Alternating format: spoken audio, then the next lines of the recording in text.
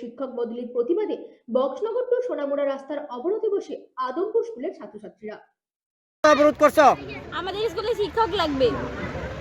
এখন কজন শিক্ষক আছে আর কজন নিয়ে গেছে? এখন একজন 20 জন আছে, টিচার চারজন নিয়ে গেছে স্কুল থেকে। টিচার কজন আছে বর্তমানে? টিচার বর্তমান 4 জন আছে।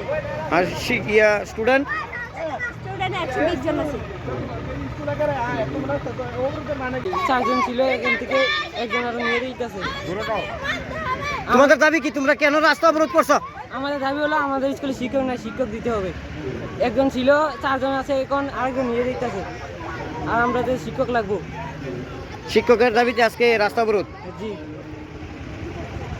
আমরা শিক্ষক লাগবো, আমাদের দাবি।